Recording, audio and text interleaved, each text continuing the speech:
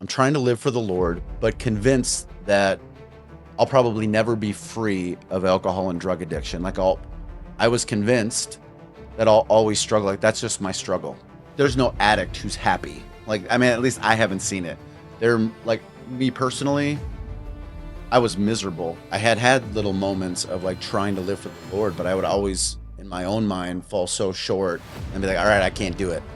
And so I basically said that to God in that moment where I was like, all right, God, I don't know how to live for you, but you're God, and I say yes.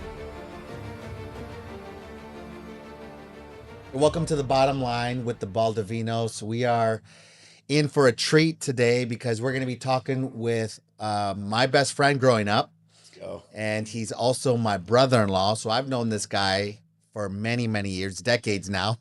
We were just talking Long about how old time. we were. And where I want to start is because we grew up together. We grew up a mile away from each other's houses, and we were at each other's houses 24/7. All the time. Maybe 1 or 2 days a week we weren't at each other's house. Probably because we got in a fight or you got sick of me or your dad sent me home. One of the two. I was like, get out of here. You did something. Uh-huh. So what we want to talk about is today we want to talk about kind of a little bit of your story, Adam, and also what God did in your life with because you got addicted to different substances. We want to talk about that, but I want to first give a foundation of how you grew up. I know how you grew up. Yeah. We went to the same church. We hung out in the same homes. So you grew up very similar to me. And we went to church Sunday morning, Sunday night, Wednesday night. Yeah, whether we wanted to or not. And you There we go. also, so I'll pass it on to you because you also were saying that my mom made us have different Bible studies during the week. Yeah. And we couldn't even go and play until we either did tongues or prayed or Prayed. sung, Yeah. read something in the Bible. Yeah. And so that's how we grew up. So why don't you just fill us in on how you grew up and kind of a little of your background, and then how you even got into some of the substances that we're going to talk about a little bit later. Yeah. As you know, I grew up in the church, going to church regularly. That was very much a part of both of our upbringings, going to church. As you mentioned, I have vivid memories of, I was mostly at Antonio's house. Yeah. Mostly at your house, and your mom literally making us, either worship, pray, or do like a small Bible study before we could even go play basketball or whatever we did. So again, I knew the biblical narrative. Obviously, I felt like I was a Christian almost by default, right? Because I knew my parents loved God. I knew we were a part of the church, but the truth is I never really knew God for myself. I never really had a personal kind of relationship with the Lord. I knew the stuff, went to all the church services, did all the Bible studies and prayer meetings, but personally, I don't think I ever really knew who God was. I never got to know him on that personal level at all, especially as a kid. And so, that's my background is I grew up in church, Yeah. but never truly knew God for myself. So in your teenage years, I kind of want to highlight a couple things because I don't remember how old you were when an accident happened with your dad. Yeah, so I mean that's skipping ahead quite a few years for sure, because that happened in I think 1999, so I would have been 18 at that point. Really, the alcohol abuse and the drug abuse that started a little bit earlier. I think in eighth grade or something is when I started to hang out with Antonio a little bit less. He got interested in, or you got interested in Your cousin. my cousin, and so he got interested in a girl. I wasn't into girls quite yet. I was still into sports and just having fun, and I was like, whatever. So I started hanging out with some other kids from the School. sports that I played with and from school, and they didn't come from Christian homes. And so the things they like to do, we started to dabble in alcohol and marijuana use, and that really is kind of where it started. So that was around 15, maybe 14 years old. And at first, I'm just doing it to try to fit in, to try to be cool. That's really where it started. Anyone who takes it sip a beer for the first time, it tastes like crap. Like no one's like, this is the best thing ever. It tastes like pee. Like if I imagine what pee would taste like. But that's where it started. And so yeah, fast forward. So from probably around 15 till 18, went from dabbling, mostly doing it to fit in, to I started to enjoy it, just that party kind of life, where, it was kind of fun to get, drunk and forget about my problems and, whatever, because, we all got stuff going on. But, when, actually by that point, so, at about 17 years old, I had made a pretty good mess of my life, gotten caught doing underage drinking by the cops a couple times. I was really into sports. I couldn't play sports at school my senior year because I had gotten in so much trouble with the law. I basically would have had to sit out all of the football season, all of the basketball season just to play baseball. And I told my mom, I'm like, well, I'm not going back to school because I pretty much went to school to play sports at that point. That would have been my senior year. And she says, well, if you're not going back to school, you're either going back to school or you're going to India. My oldest brother, Scott, as you know, was in India. And, young 17-year-old punk who had kind of made a mess of his life. Yeah, so in India, you were kind of like, because Scott had a bunch of ministry stuff that he was doing, serving a bunch of larger ministries. And so he started off as a missionary and continued on Yeah. in serving India with missions, with the gospel, and all sorts of things like that. So you went at 17 years old, because I think that's when I started seeing you leave. Yeah. And I Yes. was busy with life already. For sure. Yeah. Yeah, no, I think were you married at that point? So it was I think I was 1998 married. when I went to India. Were you married Yeah. in 1990? Yeah. Okay. So yeah, so 1998 I go to India because again, mostly just trying to escape, kind of the crappy life that I had. Because the truth is, the alcohol use and the drug use at that point, yeah, I was mostly partying, but I could start to see the negative effects of it in my life at the same time. I couldn't play sports anymore. There was constant friction between me and my parents, obviously. I could see the negative effects of it. But anyway, go to India out of no, like, I'm not trying to be a missionary. I didn't go there to seek the Lord. I really went there because, it seemed like an adventure. I'm a young 17-year-old kid, never been out of the country before, went there.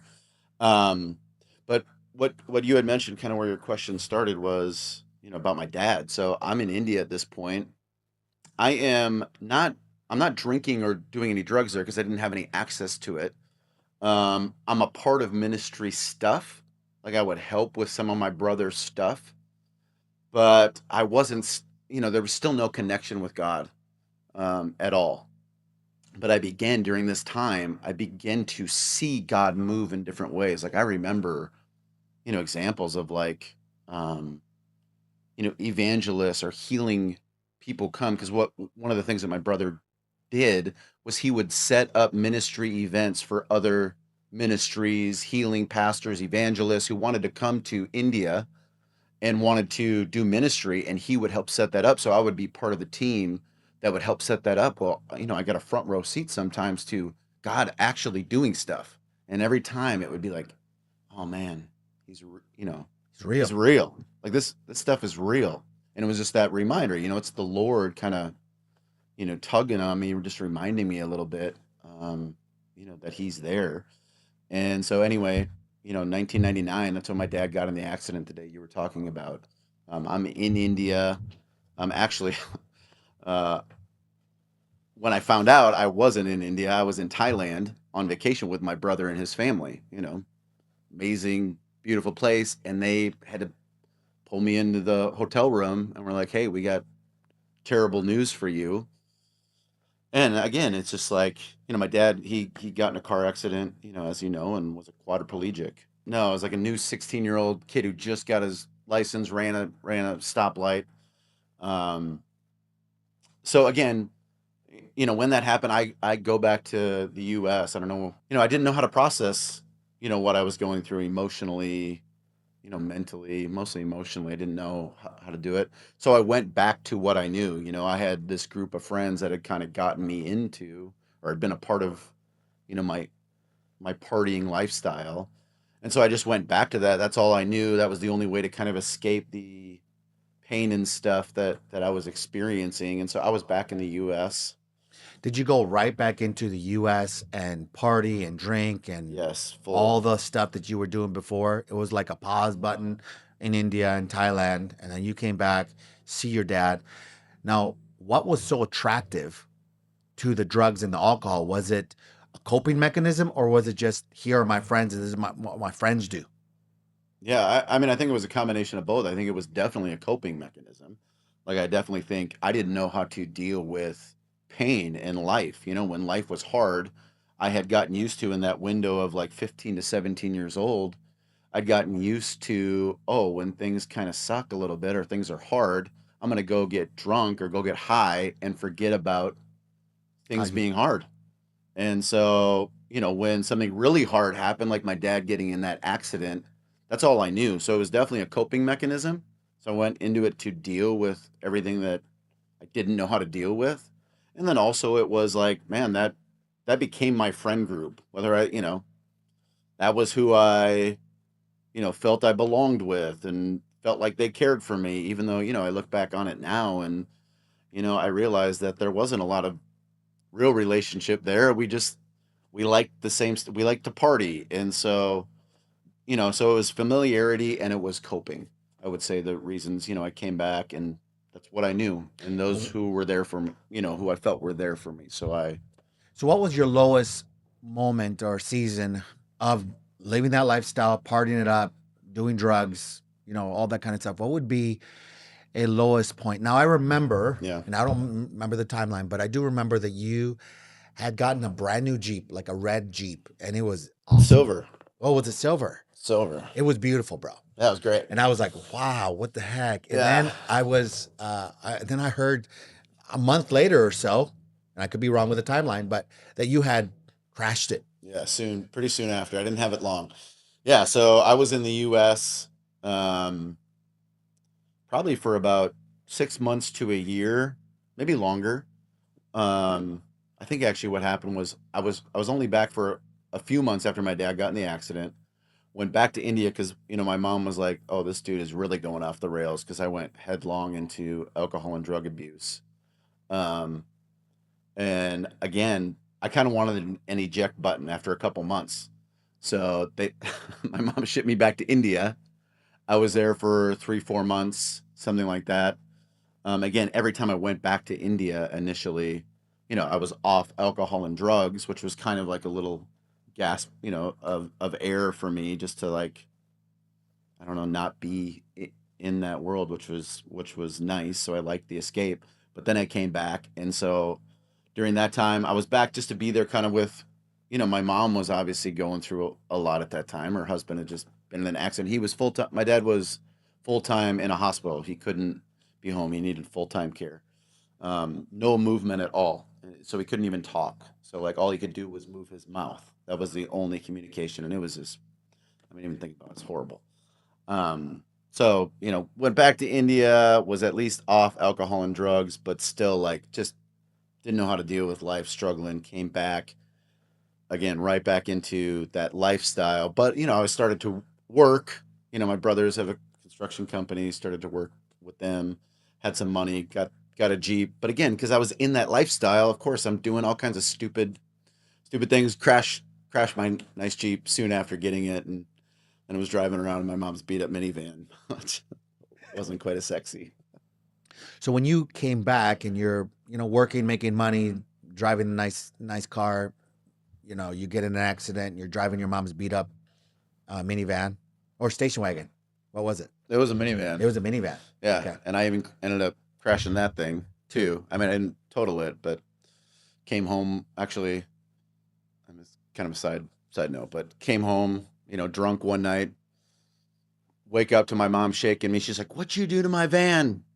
I'm like, "What are you talking about? Do nothing to your van." Go outside, and sure enough, like the whole, you know, I had like hit a guardrail, and like the whole side of the car was kind of scraped up. So, you know, stuff like that. So what would be your lowest point on all this stuff that you have done that you were a part of? What would be the lowest point of your life?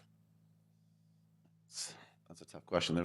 I'm going to be honest, like there was a lot of really low moments. And I think that lifestyle, I think the lifestyle of alcohol and drug abuse, to be honest, I think it's filled with that. It's filled with these high moments of like, you're partying, you're feeling good, you're forgetting about your problems, but then the next morning, the next day, you're down and you're regretting some of what you did. You feel bad, you feel guilty, um, feel ashamed, and then you would try to wash that away with more of the alcohol and the drugs. You're like, oh, I don't want to feel like this. I want to feel, not like this. So a lot of low points. When my dad passed away, in the hospital about a year and a half after his accident, just that's a real low point because again, every time a real pain point hit in my life, um, I went even further into my addiction because again, as a just didn't know how to deal, and so like those moments, like after those big moments. But I would say, and I know this is probably fast forwarding the story a bit, I would say like my lowest point was, a number of years later, 5, 6 years after this, my mom was diagnosed with cancer, and I was a mama's boy. And so still to this day, when I talk about my mom, I immediately, start to a little emotional. So after she was diagnosed with cancer, and again, that 5, 6 year stretch was a mixture of, between my dad dying and my mom being diagnosed with cancer. Um, it might have only been 4 years. Was a mixture of both like, okay, I'm seeing God move here on because I was back and forth between India and the US. A lot more time after my dad passed and before my mom diagnosed, a lot of that was just in India. So again, a part of ministry, but I'm seeing God move a little bit. And there are moments, like I remember moments of like, okay, Lord, well, you're real for sure. Um, and I want to live for you. I just don't know how to do it, type of thing. And then but when I got the word that my mom was diagnosed with cancer, came back to the US really struggling because that just like, I don't know, it was really hard for me that time when I came back because, I'm older now. My friends are older. They're more addicted. I just went, the type of drugs and the type of abuse that I was doing, it was dark. It was bad. If I were to just give you, try to answer that question real plain, like that was my lowest moment. So my mom gets diagnosed, I come back, don't know how to deal. And it felt like, even as I'm thinking about it, like every time I would come back and kind of give myself to that lifestyle, every time it got worse. And every time it got a little darker, I felt a little, just more empty, more, desperate, just bad. So now tell me, let's let's change gears here because I know that your mom was a praying mom. I saw her praying. Um, I saw her in the Bible. I would sleep over, and if I went to the bathroom at 3 or 4 in the morning, she was praying, and I could hear it. And I would see her. So I knew that she was a praying mom. I knew she prayed you into the kingdom over and over For again, sure. no matter what your decisions were. And because of her, I believe that you are here. 100%. So tell me your process of transformation. Like, what did the Lord do? What, because there was definitely little moments. Because I remember you telling me years later that you were at a Hillsong conference Yeah. that your brother was helping with in some way, or maybe you were just at it, but you were sitting at the top row, if I remember right. Why don't you just jump into that? Yeah. Because that was where the Great. Lord started really beginning a process of true transformation. Yep. So after, just to give a little backstory to that point, after kind of hitting my real super low points in the U.S. after my mom being diagnosed with cancer, feeling like she's going to die again, my life's a mess. My brother always left an open door for me to come back, and again, I had no hope in the U.S. Just again, I think the addiction lifestyle. The truth is at the end of it, there is there's no addict who's happy. Like, I mean, at least I haven't seen it. They're like me personally, I was miserable. And India was always at least a little bit of a reprieve, an escape. So hit my lowest point, in trouble with the law, just living a crappy life. And I'm like, man, I need to get out of this. And I had that escape. So go to India. But again, I'm so like, to be honest, I'm so messed up emotionally, spiritually. Again, I had some moments prior where I see the Lord moving. I'm trying to kind of live for Him. I'm looking at the Bible every once in a while, but just because of my addiction, I always felt like I wasn't measuring up. So at that point, the Hillsong conference you're talking about, I didn't want to go. We're in India, um, and my brother wanted to take his whole staff to Australia for a Hillsong conference. And at first I was like, "Nah, I don't really want to go." But then I'm like, oh, you know what? I've never been to Australia. Like, I'll go to Australia. I can probably party a little bit. That's literally one of the thoughts I had is, oh, there I can like probably find some stuff and some people to party with. So go to Hillsong. Actually, the first or go to Australia. It was in Sydney, and the first night there, I go to downtown Sydney, and I'm partying. Party all night. Get back to my hotel. I went out by myself. None of the other staff or nobody knew. My brother didn't know, but I get a call. I think the conference started. They had like an afternoon session, and I was supposed to be at that. I didn't go to that. My brother calls me like after that session, and he's like, "If you're not at the evening session, I'm I'm flying. I'm sending you back to India." So this was 2005. So I'm 24, right? I'm not a little kid anymore. But I'm like, fine. I didn't want to be sent, sent back to India. So I'm like, fine, I'll go. So I begrudgingly go to this evening session at Hillsong Conference. Again, walk in. I'm like, this is so lame. Like, what am I doing?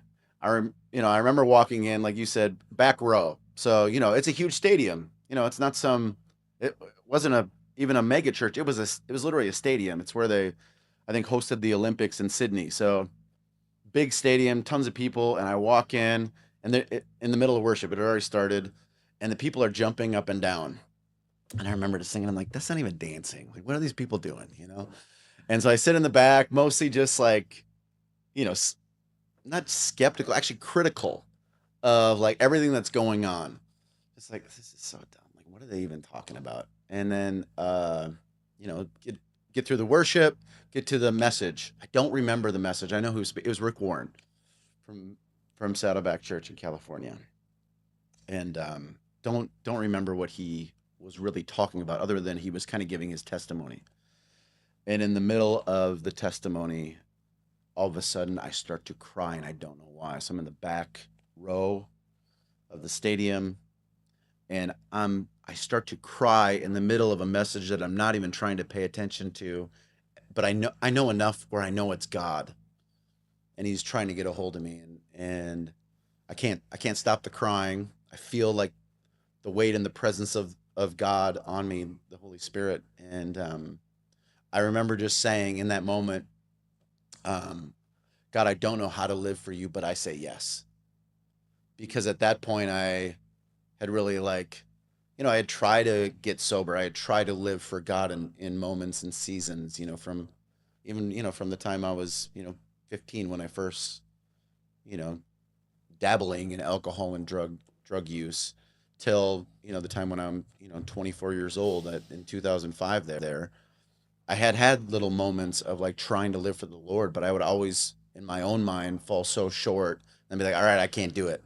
And so I basically said that to God in that moment where I was like, all right, God, I don't know how to live for you, but you're God, and I say yes. So that's kind of what happened. That's definitely one of those big, mile markers for me. So that was probably a decision moment where you surrendered, Yeah. not to try to do behavior modification, is what I'm assuming that you tried to do. I want to be right. Right. I want to walk Right. with the Lord, but then it's all based on your effort and you striving, Right. where now you finally surrender. Because I've been there, bro. I've been in that same place where I'm at the end of me trying to figure it out. And here you are, Lord. I don't know what you're gonna do. Yeah. If you can do anything, here it is. Yeah. But I want to go through, because I know that it went through a process of transformation. I know that was a decision moment, but I know that now you can be around partying. I know that you can be around alcohol and not be a part of it. It's not who you are. It's not even connected to you. Because I Yeah. know you as that guy beforehand. I knew that kid. Yeah. And that season, I don't know that kid too well. Yeah. But I do know the man that I see now, which is a father, a husband to my sister, a great dad to 3 kids, and you've been in ministry, full-time ministry for 15, 20 years. I Yeah. know that guy. And I know that there was a transformation season and little different moments. Maybe you could highlight some of those moments that God did a transformation in you. I know one of them had to do with my sister and my mom and dad telling you, if you do these things, maybe, and if Mark and Karen, my in-laws, who my parents trusted as kind of, leaders in their Yeah. life, if they're okay with you marrying them, and I know you went through a process, so maybe you could fill us in some highlighted moments that helped with your transformation. Yeah. Yeah, there was definitely like a few moments that stick out. The one that you're mentioning, so your sister was pretty much the only Christian girl that I knew growing up that I was attracted to. Like obviously we went to a church, but um, I always thought kind of Christian girls were nerdy and just wasn't like attracted to them. But and to be honest, like growing up in your house, like I always viewed Marcella as more of a sister until like around 17, 18. And then I was like, oh, but she's pretty. She's cute. Like, I think and you even talked to me one time in the garage, like that you were interested in my sister. And I'm like, how "No, old, how old were I we? don't remember. I don't remember the age, but I'm like, yeah, you stay away from my Oh, sister. for real? Yeah. So you Even stay after away. you took my cousin. Yes. You're still saying that. Um, so yeah. So anyway, we kind of kept in contact, off and on just because of our history. We had a moment there at like 17, 18, where we like went out on a date when she went to college. We went on a date. But again, she would see the real Adam at the time kind of come out of, oh man, this dude is messed up. And she'd be like, okay, like, no, this isn't going to work out. And she would never allow it to get serious, but we would stay in contact. Um, so 2005 is when the Hillsong thing happened. After that, I go back to India and I start reaching out to Marcella. So we start developing like a friendship, but it's all, phone calls and emails because I'm in India. I think she might have been in Canada Hmm. with you at this time. Yeah. Anyway, fast forward, our, you know, uh, friendship begins to blossom into something more, grow into something more. And, but at the same time, my mom is, getting sicker and sicker. So again, I would be in India. I'm actually trying. I'm not just doing ministry at this point. I'm trying to pursue the Lord, trying to grow in God while doing ministry. Um, but I'm also really struggling just emotionally and stuff with what my mom was going through. So I would go to India for like 3, 4 months, come back to America for like, a month, 2 months, whatever it was. And every time I would come back, it wasn't head on at this point, like into, alcohol and drug abuse, but there were moments where I would have a lapse. Um, just again, going back, seeing the person that you love the most, my mom, going through what she was going through was just, again, because I hadn't learned to deal with life apart from alcohol and drugs. Like that's how I dealt with the pain of life. And so I would have little lapses, but after those lapses at this point, they would last shorter, and the time between those lapses was getting longer, but it was still hard. But I would repent, afterwards. I'd be like, Lord, I'm so sorry. And so those were significant in the sense that it was different than before, where I would just go off and there was no hope. That the repentance part, it felt like there was hope after. Like, okay, well, I think God still, I'm starting to get to know God, and I'm realizing, oh, but but he still loves me. Like he doesn't hate me. It's okay that, I mean, it's not, my sin's not okay. That's not what I'm trying to say. But he still loves me and he doesn't feel any different, um, about me. And so even those little moments, those were actually pretty significant to me, but I was still struggling. So from 2005, when I said yes at the Hillsong conference, till 2007 was a season of like, a lot of good, trying to grow in the Lord, recognizing that he loves me and it's not so much about me. Um, but still struggling some too. Because that was when my mom, again, she kept getting sicker and sicker. Eventually my mom dies February of 2007. That was really hard on me. Actually right after that, I was actually offended at God. I had even kind of told him like, okay, I know you're real, I know you're God. Um, I'm gonna do my best to live for you, but I don't know if I trust you, because I felt like he let the person who I, thought was the best human I ever met, die in a bad way. So that really messed with me. So I was kind of at a place of almost offense at God. And then again, so me and Marcella's relationship through this out is also like starting to grow.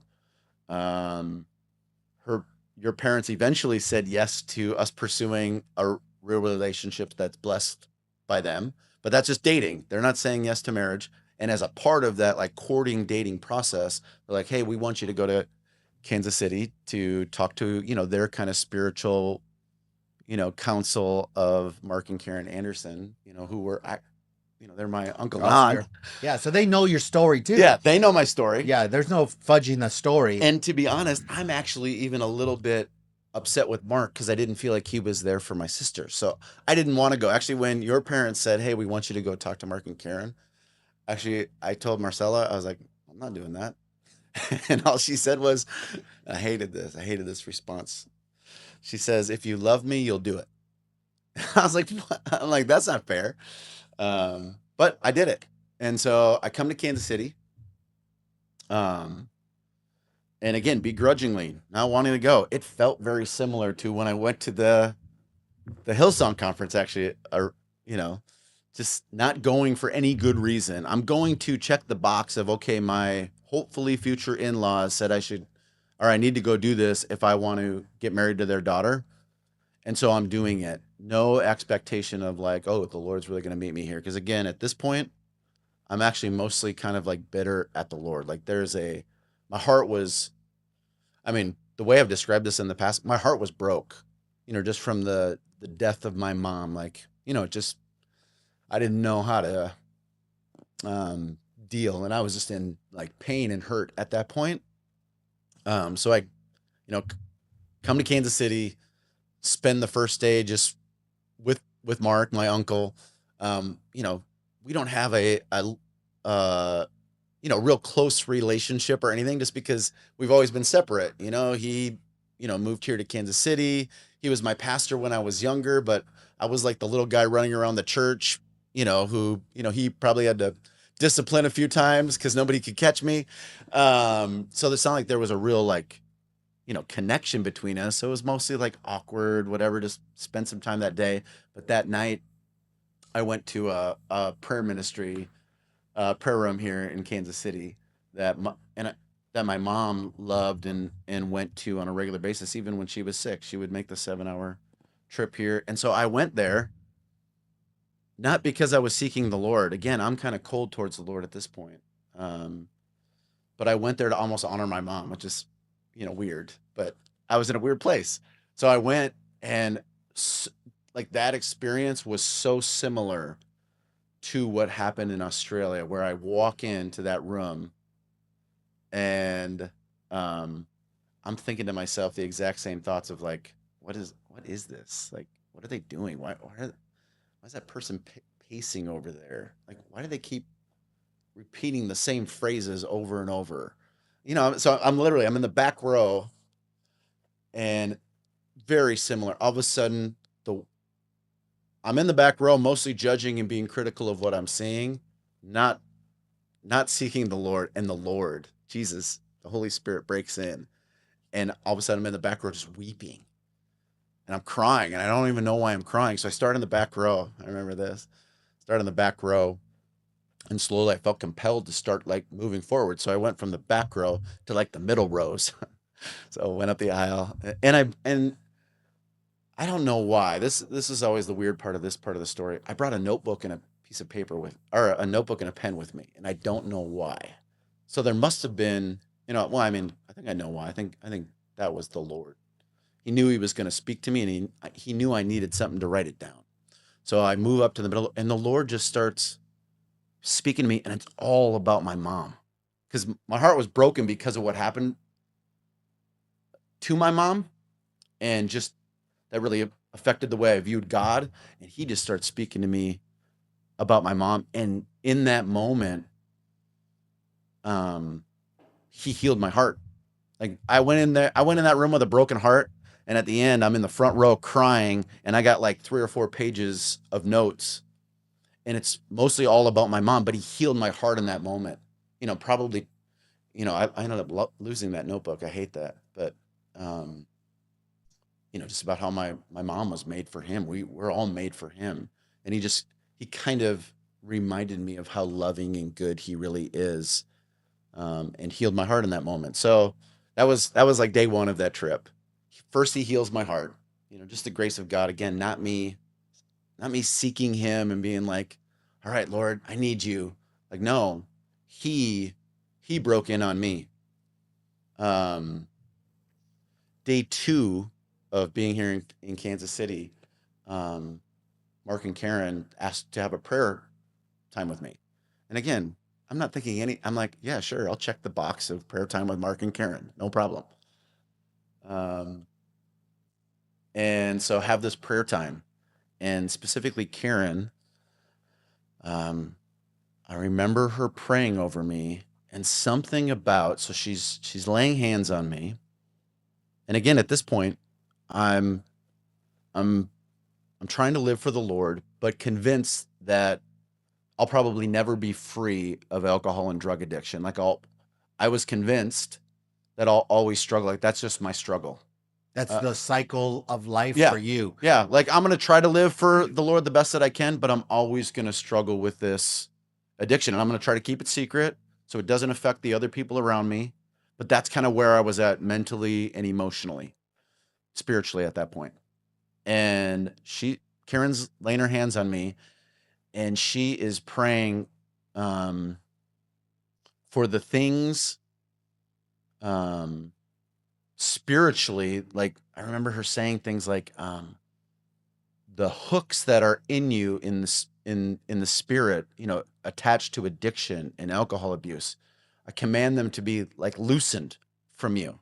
And it's all like spiritual language that I'm a little bit familiar with, but not super familiar with. So I'm not really expectant or anything, but something happened.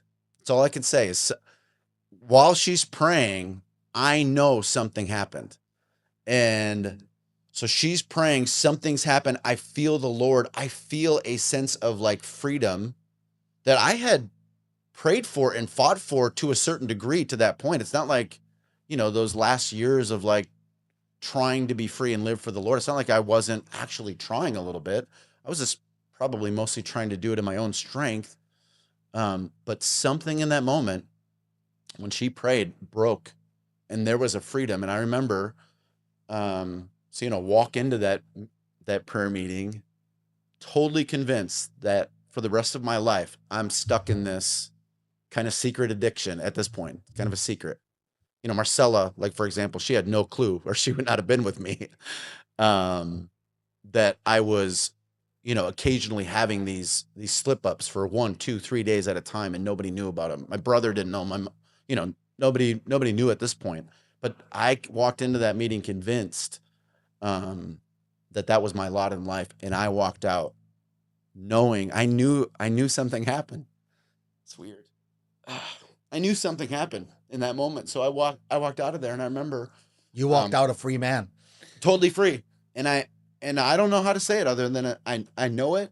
And I remember on the drive home. So that was like our last time together here in Kansas City with Mark and Karen. say goodbye, pack up my stuff, get in the car. I'm driving back. I'm a closet musician, so a lot of my buddies who I partied with, or at least I had kind of separated from a lot of them, but there was a couple still that I hung out with to play music. Um, and one of them called me on the way back to Minnesota, and he's like, "Hey, bro," he's like, "let's get together and jam when you come back. I've got some really good weed. Um, we can party and jam when you get back." And I remember very vividly saying to him, I'm like, "Yeah, no, you know, I'll come back and we'll jam, but I'm done. I'm done with the weed. I'm done with alcohol." And he, on the other end, he had heard me say that multiple times. I had told the friends that I continued to hang out with, like, "No, I'm done. I'm done drinking. I'm done partying." And he literally says to me, he's like, "Yeah, yeah, yeah. I've heard that before." He's like, "Just call me when you get back into town." But when I said it, I knew it. You meant it. Well, there was just I feel like I meant it to be before, to be honest. Like, I really had a hard intention of following through. I wasn't just saying it to people because, that I thought that's what they wanted to hear, or that was the right thing to say. Like, I meant it before, but that was the first time probably I ever said it where I knew it. And, like you had mentioned earlier, like, now to this day, you know, I go to an event and there's wine or alcohol there, whether it's a wedding or a Christmas party or whatever. Like, it has not even been it's not a pull. I don't even think twice about it. To be honest, I think when it comes to like alcohol and drug abuse, well, drug abuse is a different thing, but alcohol, because that was really my main fall was alcohol always. I feel like the enemy lies to us and says, "Oh, it's really not that big of a deal. Jesus did it. Like, it's no big deal." Well, yeah, I think there are certain people where it's not that big of a deal, but there are certain people where it's a big deal. And I know for me it's a big deal, and I need to stay away. I fought it for a while, was not having success, but that moment of prayer with Mark and Karen, something broke, and so So yeah. in our time together, just to summarize, or if there would be one thing that you would say, or a couple things that you would say, to someone, sorry, Easy. if you would, you know, if someone's struggling with alcohol right now, what would you say to them? One, two, three things that would be the highlight points of truths that would help them. Maybe they're stuck right now. Maybe they're stuck in pornography. Maybe they're stuck in alcoholism. Maybe they're stuck in drug addiction. What would you tell them to help them that has helped you that you Yeah. could give to them? No, that's good. Good question. Number one, I would say, like, don't give up. Like, if you are trying to overcome something and you're walking with the Lord, you have hope.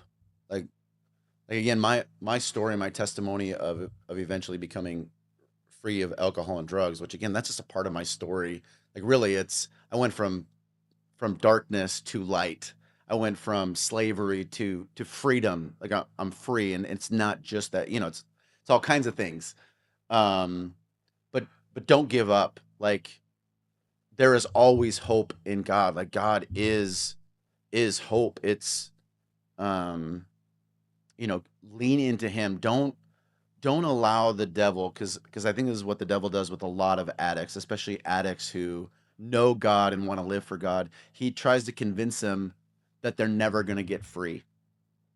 And so I would just say, like, don't give up and keep hope, because there is always hope in God. Two, I would say prayer. Like, prayer is so powerful. Like, you know, whether it's, you had mentioned, my mom praying for me. I honestly think I am a token of my mom's prayers. I'm a trophy of my mom's prayers. Without those prayers, I'm convinced I would be dead or in jail and not walking with the Lord.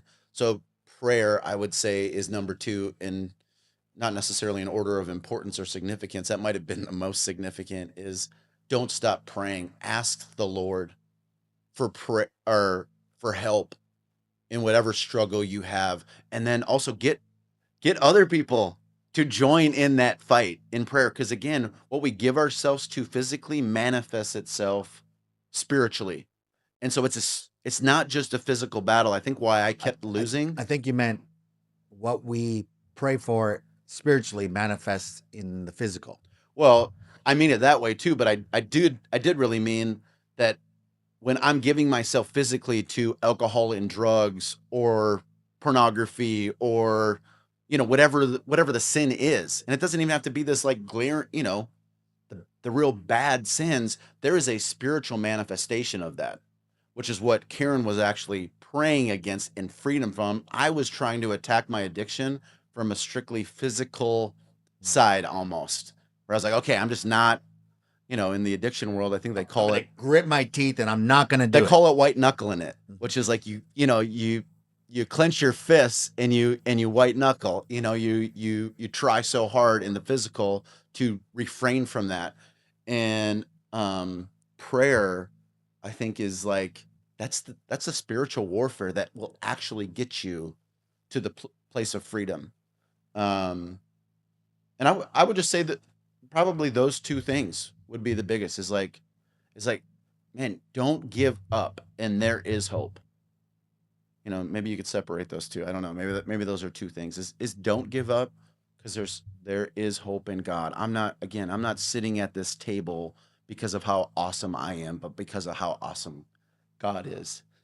Um, and then two, like prayer is powerful. Whether it's your own, like God hears us, but when you can get others to join in you too, and you got like a spiritual mother or father who can lay some hands on you and pray, like that stuff has power. And then I would just, yeah, I'll probably end Yeah, that's like, good. like those Really two good. things. Well, I appreciate your time, bro, and appreciate you telling your story and what the Lord did. And this is what I would also say: if you know of people that are in addiction or are struggling with stuff, I would even invite them to hear this conversation. So our goal is freedom. Maybe we could end, Adam, with you praying for anyone Yeah, I'd listening love to. for that freedom. So I'll pass it on to you. All right, awesome. All right, well, God, just thank you that you hear us. God, I thank you just for the mercy you've shown me. God, the kindness you've shown me in my own life. I pray that you would show anyone who's listening to this, watching this, God, that you would show them that same kindness, mercy, power that you showed and revealed to me, God. You are a God who gives freedom. So I just pray for each one. I pray for freedom from any addiction that anyone is struggling with. God, I ask that you would break in and break the chains of sin.